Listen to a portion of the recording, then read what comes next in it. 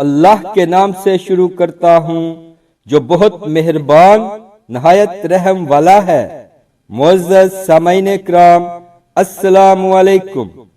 الیاس علیہ السلام اللہ تعالی کے نبی اور ہارون علیہ السلام کی اولاد میں سے تھے۔ آپ تقریباً 900 قبل مسیح اردن کے شہر جلعاد میں پیدا ہوئے۔ قرآن مجید اور مستند احادیث میں الیاس علیہ السلام کی زندگی کے حالات تفصیل سے مذکور نہیں۔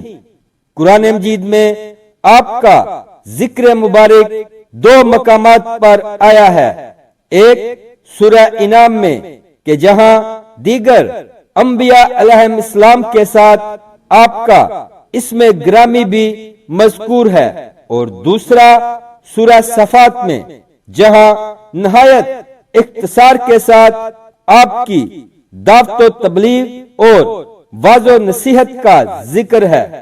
سورہ صفات کی آیت 123 میں ارشاد باری تعالی ہے، اور الیاس بھی پیغمبروں میں سے تھے۔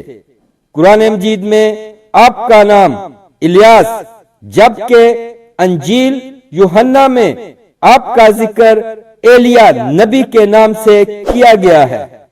قرآن و حدیث سے یہ بھی پتہ نہیں چلتا کہ الیاس علیہ السلام کب اور کہاں مبعوث ہوئے، لیکن تاریخی اور اسرائیلی روایات اس بات پر تقریباً متفق ہیں کہ آپ حزقیل علیہ السلام کے بعد اور یسع علیہ السلام سے پہلے بنی اسرائیل کی طرف مبعوث ہوئے۔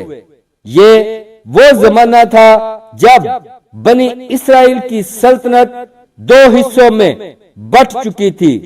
ایک حصہ یہودا یا یہودیہ کہلاتا تھا اور اس کا مرکز بیت المقدس تھا، اور دوسرا حصہ اسرائیل کہلاتا تھا جس کا پایا تخت سامرا موجودہ نابلس تھا۔ اس وقت اسرائیل میں جو بادشاہ حکمران تھا اس کا نام بائبل میں اخیب اور عربی تواریخ و تفاسیر میں عجب یا اخب مذکور ہے۔ اس کی بیوی ایزابل بعل نامی بت کی پرستار تھی، اور اس نے بعل کے نام پر ایک بڑی قربان گاہ تعمیر کر کے بنی اسرائیل کو بت پرستی کی راہ پر لگا دیا تھا۔ الیاس علیہ السلام کو اللہ تعالی کی طرف سے حکم ہوا کہ وہ اس خطے میں جا کر توحید کی تعلیم دیں اور اسرائیلیوں کو بت پرستی سے روکیں۔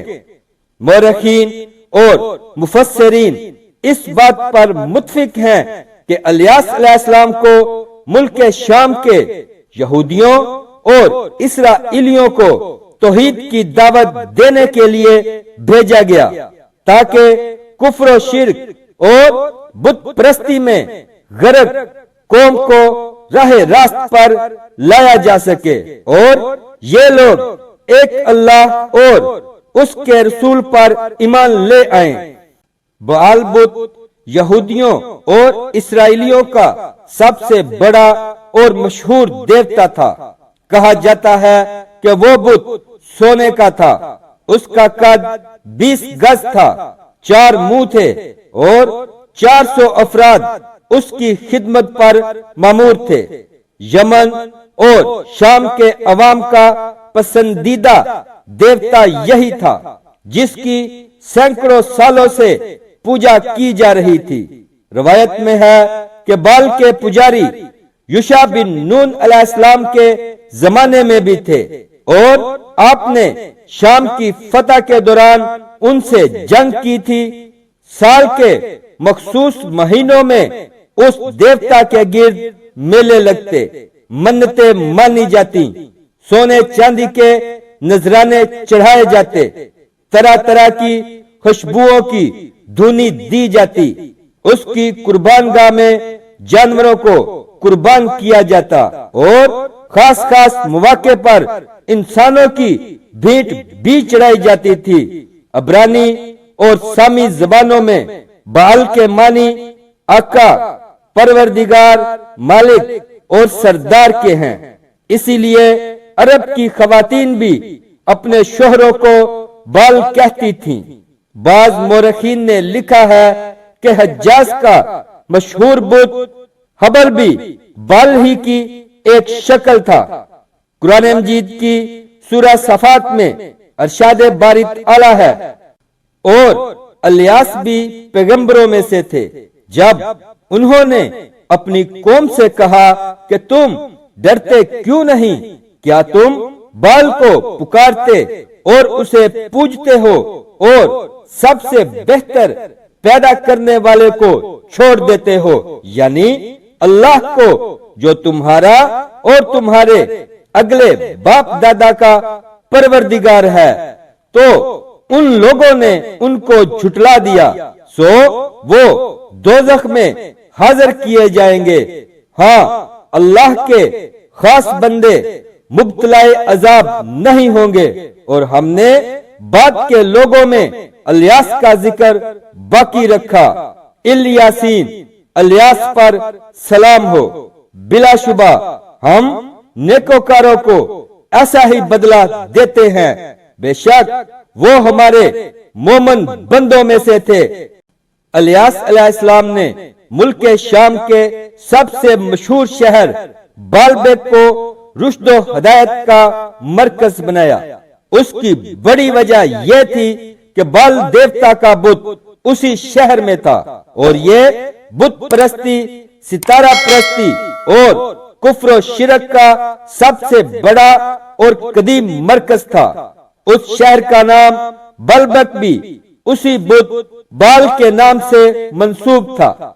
चुनाचे इलियास अलैहिस्सलाम ने उस कुफरस्तान से वाज़ो नसीहत का आगाज किया। आज बलबक लबनान का कदीम तरीन शहर है। उसके खंडरात आज भी उसकी अजमत और शानो शौकत के मजहर हैं। सतह समंदर से 1150 मीटर बुलंद ये शहर मलका बल्कीस को बतौर हक महर दिया गया था, और यहाँ कसरे सुलेमान भी था। यूनानियों ने उसे शहर आफताब या मदीनात शमस का नाम दिया। नीज रूमी अहद में उस शहर की बड़ी अहमियत थी, और रूमी हुक्मरां आक्सटस ने उसे अपनी नौ आबादी बना लिया था। 1154 ईस्वी 549 हिजरी में नूरुद्दीन जंगी ने उसे फतह किया। 1170 ईस्वी 565 हिजरी में एक जल्जले की वजह से यह शहर तबाह हो गया, मगर फिर नए सिरे से आबाद हुआ।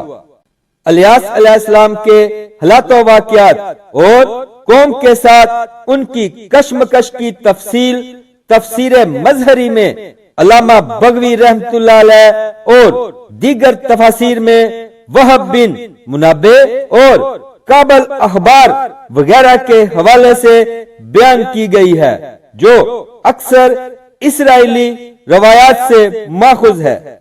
उन तमाम रवायात से खुलासे के तौर पर जो कदरे मुश्तरक निकलती है, उसे मौलाना मुफ्ती मोहम्मद शफी रहमतुल्लाह अलैह ने मुआरफुल कुरान में तहरीर फरमा दिया है।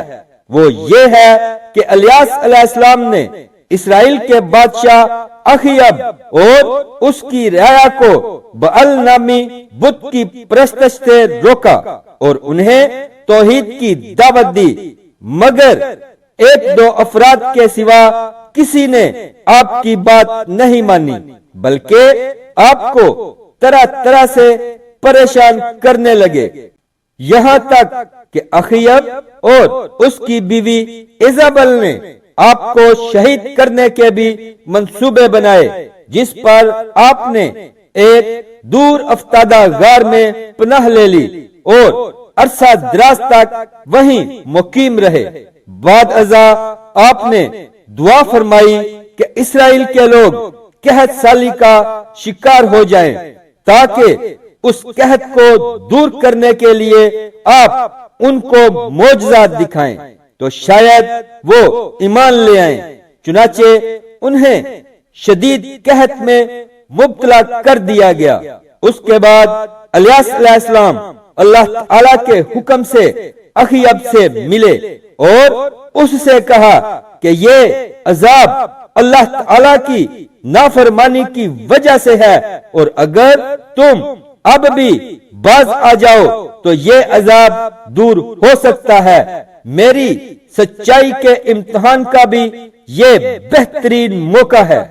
تم کہتے ہو کہ اسرائیل میں تمہارے معبود بعل کے 450 نبی ہیں، تم ایک دن ان سب کو میرے سامنے جمع کر لو، وہ بعل کے نام پر قربانی پیش کر دیں اور میں اللہ کے نام پر قربانی کروں گا، جس کی قربانی کو آسمانی آگ آ کر بھسم کر دے گی، اس کا دین سچا ہوگا۔ سب نے اس تجویز کو خوشی خوشی مان لیا، چنانچہ کوہ کرمل کے مقام پر یہ اجتماع ہوا۔ بعل کے جھوٹے نبیوں نے اپنی قربانی پیش کی اور صبح سے دوپہر تک بعل سے التجائے کرتے رہے، مگر کوئی جواب نہ آیا۔ اس کے بعد الیاس علیہ السلام نے اپنی قربانی پیش کی، اس پر آسمان سے آگ نازل ہوئی جس نے الیاس علیہ السلام کی قربانی کو جلا کر بھسم کر دیا۔ یہ دیکھ کر بہت سے لوگ سجدے میں گر گئے، کیونکہ ان پر حق واضح ہو گیا تھا، لیکن بعل کے جھوٹے نبی اب بھی نہ مانے۔ اسی طرح بادشاہ کی بیوی ایزابل بھی الیاس علیہ السلام پر ایمان لانے کے بجائے الٹی ان کی جان کی دشمن ہو گئی۔ الیاس علیہ السلام کو اس کے عزائم کا پتہ چلا تو آپ روپوش ہو گئے اور کچھ عرصے بعد بنی اسرائیل کے دوسرے ملک یہودیہ میں تبلیغ شروع کر دی، کیونکہ رفتہ رفتہ بال پرستی کی وبا وہاں بھی پھیل چکی تھی۔ وہاں کے بادشاہ نے بھی آپ کی بات نہ سنی، یہاں تک کہ وہ الیاس علیہ السلام کی پیش گوئی کے مطابق تباہ و برباد ہو گیا۔ چند سال بعد آپ دوبارہ اسرائیل تشریف لائے اور بادشاہ کو راہ راست پر لانے کی کوشش کی، مگر وہ بدستور اپنی بدعمالیوں میں مبتلا رہا، یہاں تک کہ انہیں بیرونی حملوں اور مہلک بیماریوں کا شکار بنا دیا گیا۔ اس کے بعد اللہ تعالی نے اپنے نبی کو واپس بلا لیا۔ کعب احبار رحمت اللہ علیہ سے منقول ہے کہ الیاس علیہ السلام بادشاہ کے ظلم و ستم سے تنگ آ کر ایک غار میں رہنے لگے تھے اور انہوں نے تقریباً 10 سال کا عرصہ روح پوشی میں بسر کیا۔ پھر اللہ تعالی نے اس بادشاہ کو ہلاک کر دیا۔ دوسرا بادشاہ تخت نشین ہوا تو الیاس علیہ السلام اس کے پاس تشریف لے گئے اور اسے دعوت توحید دی، جس پر ایک خلق عظیم ان پر ایمان لے آئی۔ صرف 10,000 افراد باقی رہ گئے جنہیں قتل کر دیا گیا۔ مفسرین میں سے ایک مختصر گروہ کا کہنا ہے کہ الیاس ادریس علیہ السلام ہی کا دوسرا نام ہے اور ان دونوں شخصیات میں کوئی فرق نہیں۔ بعض حضرات نے یہ بھی کہا ہے کہ الیاس علیہ السلام اور خضر علیہ السلام میں کوئی فرق نہیں، لیکن محققین نے ان اقوال کی تردید کی ہے۔ قرآن مجید نے بھی ادریس علیہ السلام اور الیاس علیہ السلام کا اس طرح جدا جدا تذکرہ فرمایا ہے کہ دونوں کو ایک قرار دینے کی کوئی گنجائش نظر نہیں آتی۔ اس لیے حافظ ابن کثیر نے اپنی تاریخ میں دونوں کو الگ الگ نبی قرار دیا ہے۔ ادریس علیہ السلام نوح علیہ السلام کے بعد اور ابراہیم علیہ السلام سے پہلے نبوت پر سرفراز ہوئے، جبکہ الیاس علیہ السلام ایک اسرائیلی نبی ہیں اور موسیٰ علیہ السلام کے بعد مبعوث ہوئے۔ یوں دونوں میں سینکڑوں سال کا فاصلہ ہے۔ چنانچہ تبری رحمت اللہ علیہ لکھتے ہیں کہ الیاس علیہ السلام یسع علیہ السلام کے چچا زاد بھائی تھے اور ان کی بعثت حزقیل علیہ السلام کے بعد ہوئی۔ الیاس علیہ السلام ان انبیاء کرام میں سے ہیں جنہوں نے پوری زندگی جاہ و حشمت، دولت ثروت سے بے نیاز ہو کر بسر کی، رہنے کو مکان بنایا اور نہ کھانے پینے کی فکر رہی، ملا تو کھا لیا، نہ ملا تو پانی ہی پر گزارا کر لیا، دن بھر درس و تبلیغ میں مصروف رہتے اور شب یاد الہی میں گزارتے۔ جب نیند زیادہ ستاتی تو جہاں جگہ میسر آ جاتی سو رہتے۔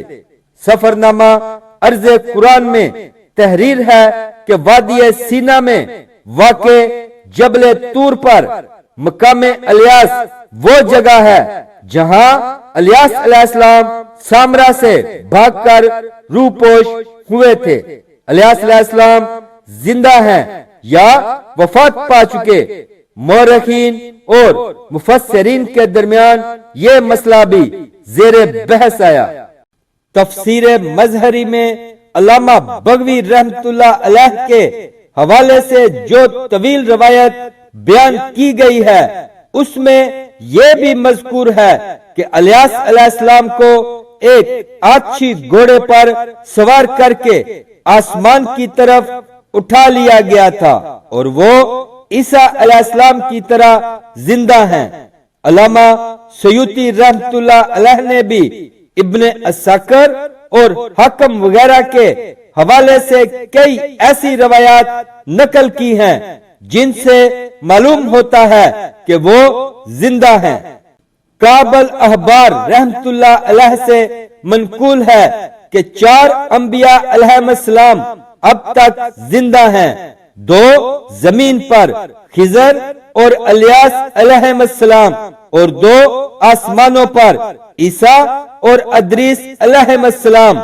یہاں تک کہ بعض افراد نے یہ بھی کہا ہے کہ خضر علیہ السلام اور الیاس علیہ السلام ہر سال رمضان کے مہینے میں بیت المقدس میں اکٹھے ہوتے اور روزے رکھتے ہیں، لیکن حافظ ابن کثیر جیسے محقق علماء نے ان روایات کو صحیح قرار نہیں دیا۔